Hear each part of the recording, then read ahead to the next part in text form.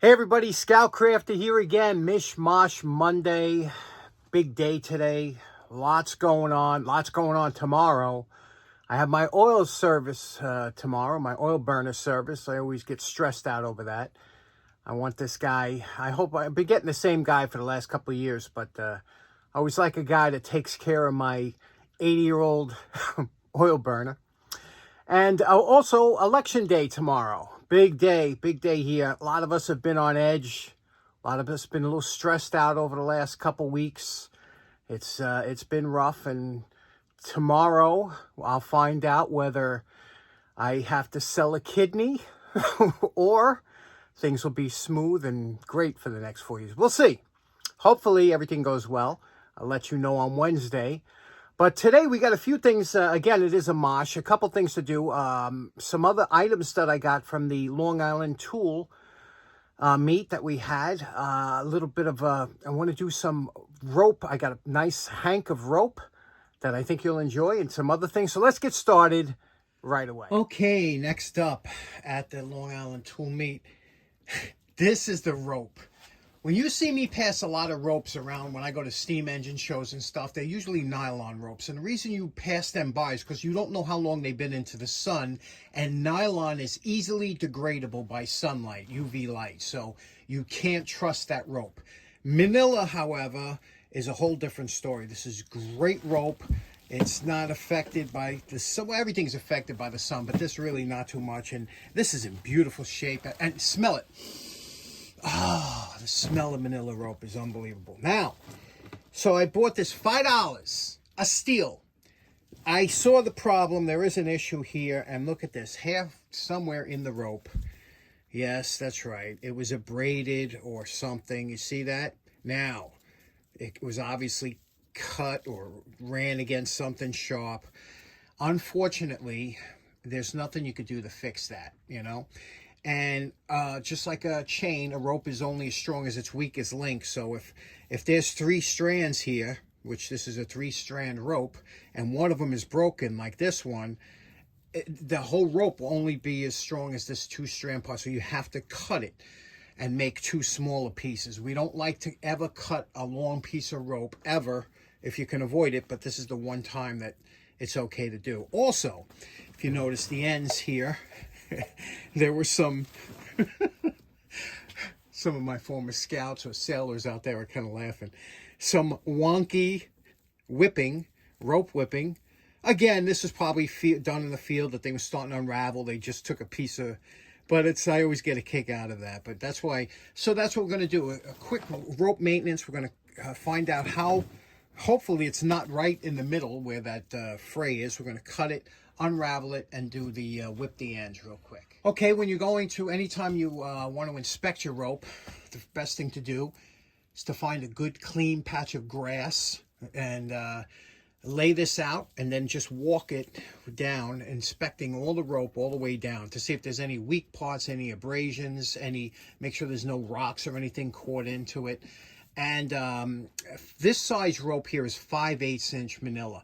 Unlike nylon ropes or other type of ropes like that come every 1/16 of an inch in thickness, Manila usually comes 5/8. The next size would be 3/4. So there aren't a lot of sizes, but they're basic sizes. And this one here is good for 3,900 pounds breaking strength. It is a low stretch rope, so it's, again, for climbing. You want something that has a little bit more stretch in case you fall. It gives a little bit. This has no give to it. Again, what it's made for. It's a general purpose rope. I love it. Good news, real good news. You're not going to believe this, but remember this section here, right? I was like, uh-oh, I hope this isn't near the middle of the rope because, but look, I'm only going to lose, you know, a little over 2 feet of rope by cutting this. So that's great. Let's whipping real quick. We'll cut it and I'll show you what we do. Now there are many different kind of whipping lines or twines or ropes that you can use. This is just a cotton rope. And again, there's not a lot of, you don't need a lot of strength for this type of whipping line because it's not trying to separate. You're just trying to hold it together, and I'll show you what we do afterwards. But basically, you just make a loop down here like this and start twisting it around here until you get to the end. I'm going to show you what that looks like. Once you wrap your whipping line around here and you have that loop there, you're going to take the last line and pass it through the loop, and then you're going to pull this loose end that's wrapped to that loop down, and that'll tuck in that last so it don't unravel on you. Okay, we pulled that end through. It's in the middle now. We pulled it down nice and snug. Now we have to trim off. Some guys used to tie these together, but you want it neat. We're going to trim both of these loose ends off, and then we'll cut the line. Now, basically, you want your whipping to be about the same thickness as the rope. So this is 5/8 of an inch. This should be at least 5/8 of an inch here.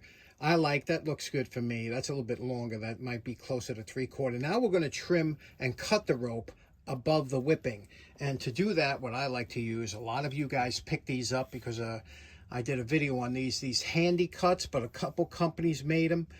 And it's just a razor sharp cutter that will slice right through this rope. We're going to take it right here, okay, and we're going to cut right through. Watch how nice this works. Look at that. That is absolutely sweet. Let me show you the end. There's the end. It's a nice cut. You could trim it off. But what I like to do is now I dip this in wood glue. And the wood glue really locks this in, and I'll show you what that looks like. Here's the other end I whipped up. Again, we're going to cut this here. Cut it pretty close. Look at that. That is just, I'm telling you, just for cutting manila rope, it's worth having this tool. It's fantastic. Now, take some Titebond. I used a premium. This is a water resistant, and it's obviously a good glue, but you can use any kind of yellow or white glue, and you're going to mix it with a couple drops, a very little bit of water, but you just want to make this a little bit more, where the viscosity is a little bit thinner than typically it comes out of there. And then you're going to dip the end of the rope in here that's whipped. See this? Take this like this, and you're going to dip it in. Now, the reason that we thinned it out a little bit, so it will absorb into those fibers and around all of that that whipping line that you have. Then take it like this, okay? Let this drip dry, hang it somewhere, and you can wipe a little bit of the excess off, and I'll show you what it looks like when it's dry. Okay, here we go. It's been 24 hours, and you can see here, this is totally dry. The glue has dry, and this is solid. Not only is it solid, when you go, this is called when a rope is laid, okay? It's this is 3 strands of laid rope. Now, if you see with the glue, it seeps in. It don't even want to open up near the top. So this will not, you can't even pull this off. The only way to get this off now is to cut it off. And this, I've used this for years, this system. It works really good. The only thing is you might notice, because you had such a sharp cut, if you do notice a little sharp area, if you have any, because you don't, when you're handling rope, you don't want an uncomfortable feeling. You can always take a file, and you can always go over just the edge here that might be a little bit sharp, because like I said, the glue hardens it to a rock. But now this should be super smooth in the hand. What a nice whipping on this, isn't it? I also took this other piece here. Let me show you this scrap piece here that we took off. And I showed you 2 other whippings here. One, same type. Again, you can see that kind of sharp edge. We'll have to take that down. But you can see this is a little bit thinner, but the same type of whipping here. And this one here, I used a wire. Okay, I have a very thin wire that I use, like a baling wire. Here it is here. Okay, it's a baling wire. And years ago, we used to take apart cable, like copper lines, and takes the strands and do it with copper. And that looks really nice. After I did it with the baling wire, as you can see how nice that looks, I put some CA glue on there. And you can see here, this is all dry. And don't use an accelerator. It turns it white. But the CA on here with the baling wire, that looks really nice. You know, there was an old saying that says you can't judge a book by its cover. I don't know how true that is, but I'll tell you one thing. You can judge somebody by the ends of their rope. And we always said that. If you see somebody show up, especially in scouts, they pulled out some rope and their ends were all frayed, or they had a rotten whipping on it, you know, that says a little bit about them. So always keep your rope, especially your rope ends, in good shape. And here we go, ready for our next adventure. Next up, had a really nice gift from Roger. You know, Roger and Mike, our two favorite vendors at the Long Island Tool Meet. Roger said, here you go, tell me, do you know what this is? Let me clean it up, and then we'll try and figure out what this is. Okay, we're calling this project done. That came out nice, huh? This is, you know, I'll tell you, you can just have a wire wheel on an old electric motor and have as much fun as anybody else cleaning up old tools. That's all you need. A wire brush, an electric motor, and the fun begins. And you don't have to do these over-the-top things. But look how nice this came out right now. Let's take a look at what this is. It's some kind of clamp, right? Some kind of clamp. This looks, you know, you can see it's still got the original kind of casting marks on it, so it doesn't look like it was used much. It does have some markings. It says SC Pat Pending, which really doesn't help us too much. So I started asking around, and now in the Long Island Tool Meet, we used to have this meeting once a year. We call it whatchamacallit, whatever it is meaning. So you would bring down a tool, any kind of rare or unusual tool you had, and try and stump.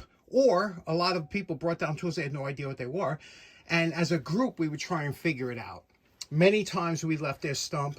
My buddy Dan Semmel was kind of an expert at the at figuring out what these tools were or seeing them once before. But most of us, you know, a lot of times we were impressed with, you know, new tools. So I started asking all the old timers there at the meet, what do you think this is? A lot of people didn't know. However, my buddy Chris used to be the president at one time of the club. Chris said, he goes, yeah, I know what that. He goes, that's a cable puller. I was like, what? Or yeah. So let's see what this is. And I said, it made sense when he said it at the time. A cable puller would be if you had like wire rope or even rope like this or fencing wire. You would take it in like this, squeeze it, and pull. And I got to tell you something, it makes sense to me. You know, you could slide it down like this, grip, and you can pull anything without really doing damage to the wire itself. And you can see it clamps down to a small, you know, a small diameter wire. What do you think? Do you think that's what it is? That's a lovely tool. So Roger, that one's excellent. Thank you. Now, the reason I think that Chris might be right with this tool is because this is traditionally what's known as cable stretchers or cable pullers. You can use them for a variety of uses here, but you can see what they are. Basically, you would hook onto here. You would slide your wire rope, cable, rope, whatever you have through here. You can see his little grip is on there.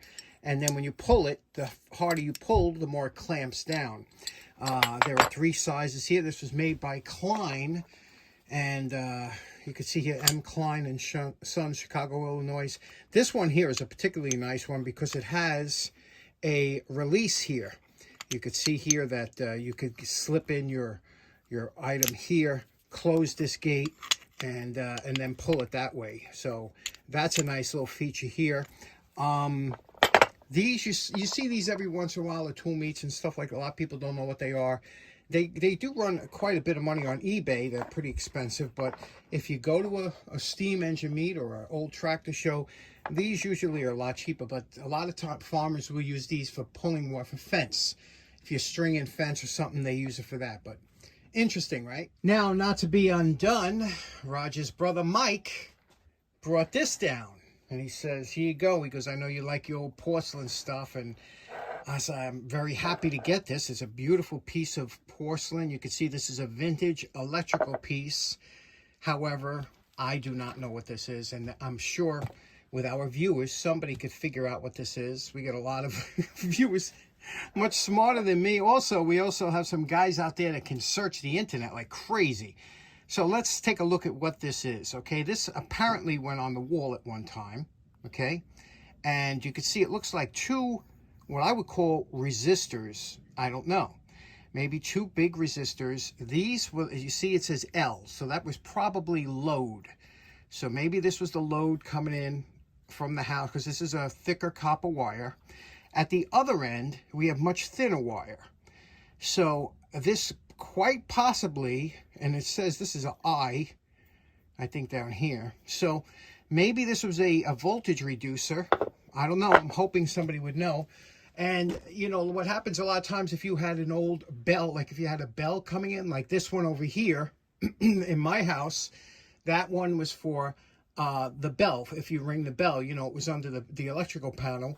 But what do you think this is? Do you think this is, you see how these smaller wires come off the bottom? You think this is some kind of big resistor, or help me out there? You guys would know. Let us know in the comments. That's pretty interesting. Mike, we'll find out what it is. Thank you, though. Okay, so in closing, sometimes if you get a little stressed out or you got things on your mind, sometimes a little bit of shop time, no matter what you do down here, it clears your head, keeps you away from the media, and you'll be a better person for it. So anyway, thanks so much for tuning in. Hope you have a great start of your week. We'll see you again on Wednesday, hopefully, kidneys intact. Take care now. Bye-bye.